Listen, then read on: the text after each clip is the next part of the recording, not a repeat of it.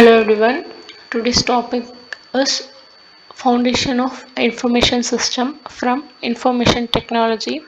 So இது வந்து one of த ரொம்ப இம்பார்ட்டண்டான ஒரு டாபிக்னு சொல்லலாம்.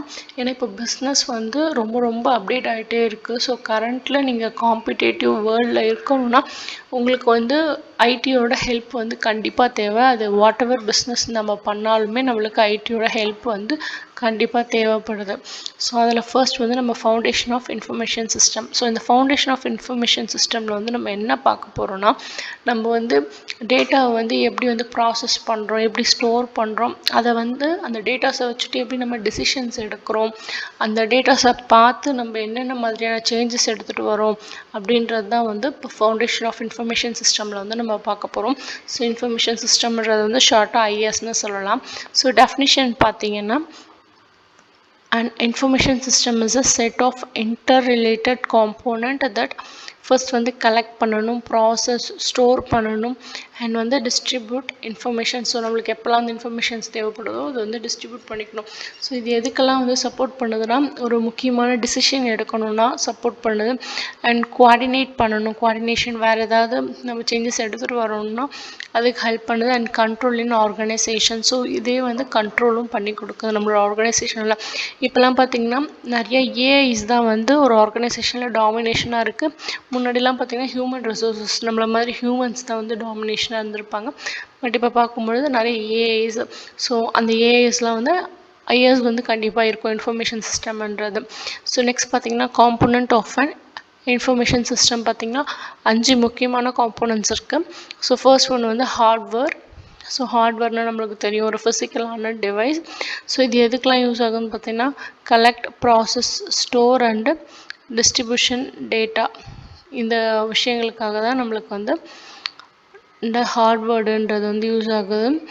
ஸோ ஃபஸ்ட் வந்து கலெக்ட் பண்ணணும், அது எப்படி ப்ராசஸ் பண்ணணும், எங்கே ஸ்டோர் பண்ணணும், எப்போ தேவைப்படுதோ அப்போ வந்து அதை டிஸ்ட்ரிபியூட் பண்ணுவாங்க. ஸோ அதுக்கு ஒரு எக்ஸாம்பிள் தான் வந்து computer, server, networking என்கொயர்மெண்ட்ஸ்.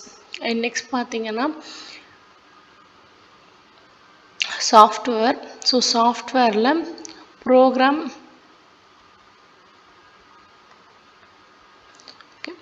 Software, so program and application. So நம்ம யூஸ் பண்ணக்கூடிய ஆப்ஸ் எல்லாமே வந்து சாஃப்ட்வேர்னு சொல்லலாம். ஸோ நிறைய கம்பெனிஸில் வந்து ப்ரோக்ராம்ஸும் ரெடி பண்ணுவாங்க. ஸோ அந்த ப்ரோக்ராம்ஸுமே சாஃப்ட்வேர்னு சொல்லலாம். இது என்ன பண்ணுன்னா, ஹார்ட்வேரில் ஸ்டோர் பண்ண அந்த டேட்டாவை வந்து ப்ராசஸ் பண்ணணும்.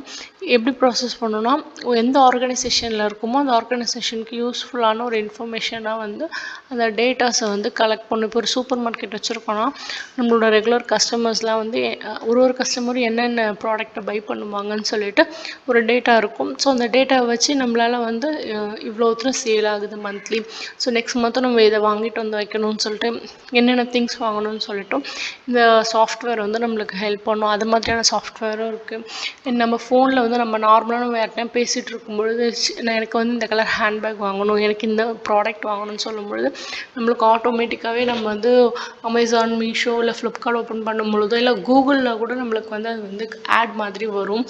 ஸோ இது எல்லாமே வந்து ஒரு ஒன் ஆஃப் த சாஃப்ட்வேர்னு சொல்லலாம். ஸோ எக்ஸாம்பிள் பார்த்திங்கன்னா Microsoft Excel for data analysis, SAP for enterprises resources planning. So SAPனு ஒரு ப்ரோக்ராம் இருக்குது, அது வந்து என்டர்பிரைஸ் ரிசோர்ஸ் பிளான் பண்ணுறதுக்கு யூஸ்ஃபுல்லாக இருக்குது. அண்ட் மைக்ரோசாஃப்ட் வந்து எக்ஸல் இருக்குல்ல, நம்ம நார்மலாக யூஸ் பண்ணுற எக்ஸல் வந்து டேட்டா அனாலிசிஸ் பண்ணுறதுக்குமே யூஸ் ஆகும். ஸோ மோஸ்ட் ஆஃப் த ஆர்கனைசேஷனில் வந்து எக்ஸல் யூஸ் பண்ணுவாங்க. இன் ஸ்பெசிஃபிக்காக சொல்லணும்னா, இப்போ வந்து நான் காலேஜில் ஒர்க் பண்ணுறேன். ஸோ எனக்குமே வந்து சம் டேட்டாஸ் வந்து நான் போடணுன்னா எனக்கு எக்ஸல் வந்து ரொம்ப யூஸ்ஃபுல்லாக இருக்கும். எஸ்பெஷலி வந்து மார்க் ஷீட்ஸு, என்னோடய பசங்களோட டேர்ம் டெஸ்ட்லாம் வந்து ஸ்கோர்லாம் அதில் போட்டால் எனக்கு ரொம்ப ஈஸியாக இருக்கும், பார்க்கவும் ஈஸியாக இருக்கும். அண்ட் அது அந்த டேட்டா ஈஸியாகவும் நல்லா ஸ்டோர் பண்ணிக்க முடியும். அண்ட் தேர்ட் ஒன் பார்த்திங்கன்னா டேட்டா. ஒரு ரா ஃபேக்டை எப்படி வந்து ப்ராசஸ் டு ஜென்ரேட் மீனிங்ஃபுல்லான இன்ஃபர்மேஷனாக வந்து யாரால் ஜென்ரேட் பண்ண முடியும்னா அந்த டேட்டாஸ் தான். ஸோ நம்மளுக்கு கிடைக்கக்கூடிய ஒரு நார்மலான விஷயம், இவங்களுக்கு இது பிடிக்கும், இவங்க இதை வாங்கினாங்க, என் பசங்க இவ்வளோ மார்க் எடுத்திருக்காங்கன்ற ஒரு ஃபேக்டை ஒரு மீனிங்ஃபுல்லாக வந்து என்னால் ஆக்க முடியும். ஸோ எப்படின்னா அடுத்தது வந்து அதை வந்து எப்படி வந்து அவங்க பசங்க கொண்டுட்டு போகிறாங்களோ, இல்லை அடுத்தது அந்த ப்ராடக்ட் எப்படி செல் ஆகுதோ அதுதான் வந்து ஒரு ரா ஃபேக்டை வந்து நம்ம டேட்டாவாக கன்வெர்ட் பண்ண முடியும். ஸோ எக்ஸாம்பிள் பார்த்திங்கன்னா கஸ்டமர் பர்ச்சேஸ் ஹிஸ்ட்ரி. ஸோ நம்ம முன்னாடி சொன்ன மாதிரி அந்த மார்க்கெட் வச்சுக்கலாம், அப்படி இல்லைன்னா சூப்பர் மார்க்கெட் வச்சுக்கலாம். நெக்ஸ்ட் ஃபோர்த் ஒன் பார்த்தீங்கன்னா பீப்புள். ஸோ பீப்புள் இருந்தால் தான் நம்மளுக்கு டேட்டாவே கிடைக்கும். ஸோ யூசர்ஸ் வந்து who interact with the system including ID professionals and end users. So customers தான் எண்ட் யூசர்ஸ்னு சொல்கிறாங்க. ஸோ அந்த யூசர்ஸ் இருக்காங்களே அவங்க இருந்தால் தான் நம்மளுக்கு டேட்டாவே கிடைக்கும். ஸோ எக்ஸாம்பிள் பார்த்தீங்கன்னா டேட்டா அனாலிசிஸ் யூஸிங் எ ரிப்போர்ட்டிங் டூல். ரிப்போர்ட் பண்ணுறதுக்கு ஒரு டேட்டா அனாலிசிஸ் ஒரு டூல் யூஸ் பண்ணுறாரு. ஸோ எந்த விதமான ஒரு ப்ரோக்ராமோ ஒரு ஆப்போ இருந்தாலும் அதை யூஸ் பண்ண ஒரு பீப்புள் வேணும். அண்ட் சேம் திங் நம்மளுக்கு வந்து ஒரு டேட்டா வேணும்னா அதுக்கும் பீப்புளோட ஒரு எப்படி சொல்கிறதுனா ஒரு பீப்புள் வந்து யூஸ் பண்ணுறதை வச்சு தான் நம்மளால் வந்து டேட்டாஸே கலெக்ட் பண்ண முடியும்.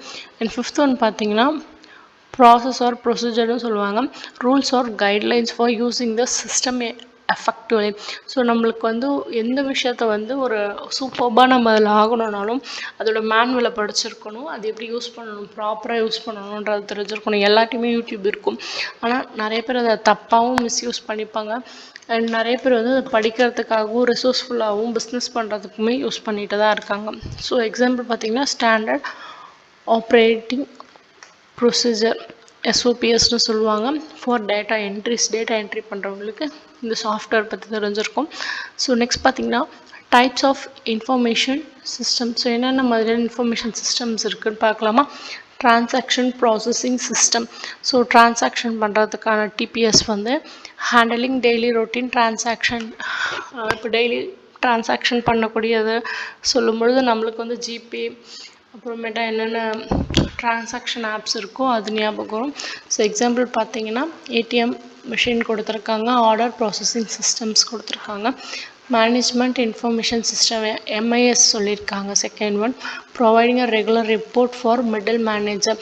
ஸோ நம்ம வந்து ஒரு மேனேஜருக்கு கீழே ஒர்க் பண்ணுறோன்னா நம்ம டெய்லி என்னென்ன ஒர்க் பண்ணணுன்றதை வந்து ரெகுலராக ரிப்போர்ட் பண்ணணும். ஸோ அதுக்கு கூட ஒரு ஐஎஸ் இருக்குதுன்னு சொல்லியிருக்காங்க, அதாவது இன்ஃபர்மேஷன் சிஸ்டம்ஸ் இருக்குதுன்னு சொல்லியிருக்காங்க, அதான் எம்ஐஎஸ்னு சொல்லியிருக்காங்க, management information system. So next பார்த்தீங்கன்னா டிசிஷன் சப்போர்ட் சிஸ்டம் டிஎஸ்எஸ்ன்னு சொல்லியிருக்காங்க, helping in complex decision making with data models. நம்மள்ட்ட இருக்கக்கூடிய ப்ரீவியஸ் டேட்டாஸை வச்சு ஃப்யூச்சருக்கான ஒரு டிசிஷனை எடுத்து கொடுக்கறதுக்கு தான் டிஎஸ்எஸ் வந்து யூஸ் ஆகுது, அதாவது டிசிஷன் சப்போர்ட் சிஸ்டம் யூஸ் ஆகுது. எக்ஸாம்பிள் பார்த்திங்கன்னா இன்வென்ட்ரி ஆப்டிமைசேஷன் சிஸ்டம். ஸோ இன்வென்ட்ரினா ஒன்றும் கிடையாது, ரா மெட்டீரியல்ஸ் தான், எவ்வளோ வாங்கணும் அப்படின்றத நம்மளுக்கு கால்குலேட் பண்ணி சொல்லும் ஒரு நீங்கள் ஒர்க் பண்ணுற ஒரு ஆர்கனைசேஷனில். நெக்ஸ்ட் பார்த்திங்கன்னா எக்ஸிக்யூட்டிங் இன்ஃபர்மேஷன் சிஸ்டம். ஸோ இது வந்து ஒரு எல்லாத்த பற்றின டேட்டாஸும் வச்சுருக்கோம், அது பற்றின ஒரு ஹை லெவல் சம்மரியை வந்து சப்மிட் பண்ணோம். நம்மளுக்கு வந்து அது வந்து யூஸ்ஃபுல்லாக இருக்கும். ஒரு காம்ப்ளெக்ஸான ஒரு சுச்சுவேஷனில் என்ன மாதிரி டிசிஷன் எடுக்கலாம் அப்படின்றதுக்கு வந்து இந்த ஹை லெவல் சம்மரிஸ் வந்து நம்மளுக்கு யூஸ்ஃபுல்லாக இருக்கும். அதுக்கு தான் இஏஎஸ் யூஸ் பண்ணுவாங்க. ஸோ எக்ஸாம்பிள் பார்த்திங்கன்னா பேலன்ஸ்டு ஸ்கோர் கார்ட் டூல்ஸ்னு சொல்கிறாங்க. லாஸ்ட் ஒன் பார்த்திங்கன்னா என்டர்பிரைஸ் சிஸ்டம், அதாவது இஆர்பின்னு சொல்கிறாங்க, இல்லை CRM, customer relationship management. So இது வந்து இந்த ரெண்டுமே வந்து இஆர்பியும் சிஆர்எம்மும் இன்டகிரேட் பண்ணும் கோர் பிஸ்னஸை வந்து ப்ராசஸ் பண்ணுறதுக்கு. அதுக்கு எக்ஸாம்பிள் தான் SAP, ERP, Salesforce, CRM கொடுத்துருக்காங்க. அண்ட் ஃபோர்த் ஒன் பார்த்திங்கன்னா important of information system. So இது வந்து இன்ஃபர்மேஷன் சிஸ்டம் எதுக்கெலாம் இம்பார்ட்டன்ட் பார்த்திங்கன்னா இம்ப்ரூவிங் எஃபிஷியன்சி. ஸோ வந்து நம்மளோட ரொட்டீன் டாஸ்க்கே வந்து ஆட்டோமேட்டிக் பண்ணிட்டோன்னா அது மாதிரி நடந்துகிட்ருக்கும், யாரும் கவனிக்க வேண்டாம். அது வந்து ஒரு ஐஎஸ் இருக்குது, இன்ஃபர்மேஷன் சிஸ்டம் இருக்குது. ஸோ அது வந்து எஃபிஷியண்ட்டாகவும் இருக்கும் அண்ட் நம்மளோட டிசிஷன் மேக்கிங்க்கும் சப்போர்ட் பண்ணும். ஒரு கரெக்டான டைமில் நம்மளுக்கு டெசிஷன் மேக்கிங்க்கு சப்போர்ட் பண்ணும்.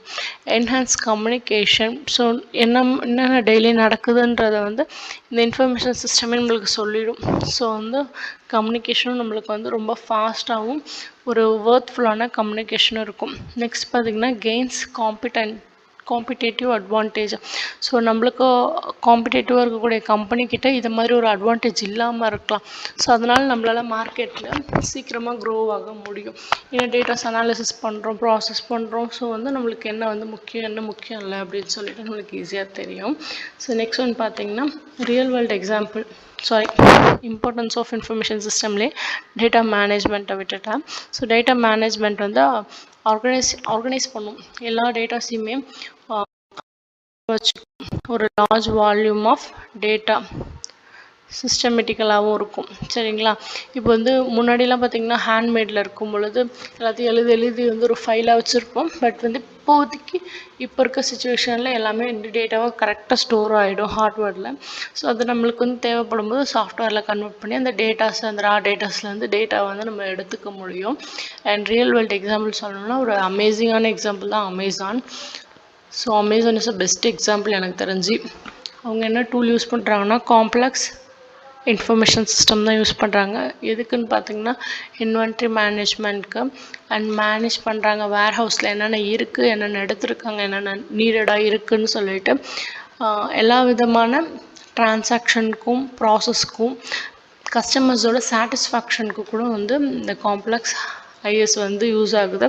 ஸோ ஆக்சுவலாக காம்ப்ளெக்ஸ் ஐஎஸ்ன்றது வந்து one of the decision making ஐஎஸ்ன்னு நம்ம ஏற்கனவே பார்த்தோம். So using a data analysis DS இங்கே பாருங்கள், இங்கே இதெல்லாம் போட்டிருந்தோம் டிசிஷன் சப்போர்ட் சிஸ்டம், அதுதான் இங்கே கொடுத்துருக்காங்க பாருங்கள்.